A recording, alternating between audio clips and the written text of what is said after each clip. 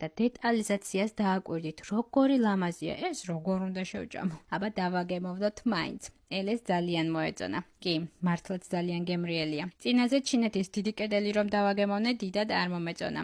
ეს კი ძალიან გემრიელი აღმოჩნდა. ამის შემდეგ გადავინაცვლე იმპერატორის ცისფერი ვოლტისკენ. იგი პატარა მრგვალი შენობაა, სადაც ინახებოდა ციური მსხვერპლის შესაწირავი. იგი ერთ-ერთი ყველაზე განსაკუთრებული ადგილია კომპლექსში. სწორედ აქ არის ყველასთვის კარგად ცნობილი ექოს კედელი. მის უნიკალურობას განსაზღვრავს მისი საოცარი აკუსტიკური თვისებები. მიუხედავად იმისა, რომ კედელი 65 მეტრის სიგრძისაა, თუ თქვენ რაღაცას ჩურჩული თითყვით ერთ მხარეს, მეორე მხარეს მდგომი ადამიანი თქვენს ხმას კაფიოდ მოისმენს. მოდი ვცადოთ.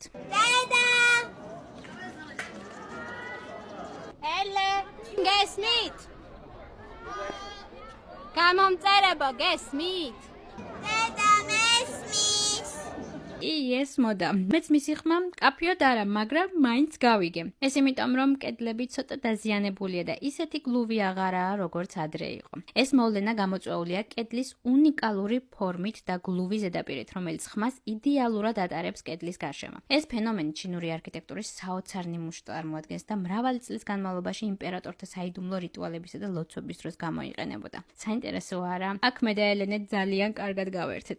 ახლა კი გადავინაცვლოთ შემდეგი ადგილისაკენ, მრგვალი ბორცვის საკურთხევლისკენ. ეს არის ერთ-ერთი ყველაზე მნიშვნელოვანი და სიმბოლური ნაგებობა პეკინის ზეციური ტაძრის კომპლექსში. ეს მრგვალი პლატფორმა აშენდა იმ მიზნით, რომ ჩინეთის იმპერატორებს შეესრულებინათ რიტუალები ზეცის პატივისცემის ნიშნად. მთავარი რიტუალი, რომელიც აქ სრულდებოდა, იყო ზამთრის მზებუდობის ცერემონია. ამ დროს იმპერატორი, რომელსაც ზეცის შვილი ეწოდებოდა, ამშვიდებდა ზეცას და ევედრებოდა, რომ შეენარჩუნებინა ჰარმონია დედამიწასა და ზეცას შორის. საკურთხეველი სამი მრგვალი ტერასისგან შედგება, რომელიც თანდათან იზრდება და სიმბოლურად ასახავს ზეცისა და დედამიწის კავშირს. ეს ადგილი მძლავრი აკუსტიკური ეფექტებით გამოირჩევა. ცენტრალურ წერტილში გამოსული ხმა გამოკვეთილად და მკაფიოდ ისმის, რაც კიდევ უფრო მეტ სულიერ და რიტუალურ მნიშვნელობას ანიჭებს საკურთხეველს. როგორც უკვე გითხარით, ჩინურ ტრადიციაში მრგვალი ფორმა ზეცას გამოხატავს, ხოლო კვადრატი დედამიწას. სამი პლატფორმა შექმნილია ისე, რომ იმპერატორი ცენტრში აღმოჩნდეს, რაც მას აყენებს ზეცასა და დედამიწას შორის შუამავლის როლში. პლატფორმების თანდათანობით აწევა კი ხაზს უსვავს ამ სულიერ აღმასვლას. რაც შეეხება წრეების დონეებს, იგი სამია.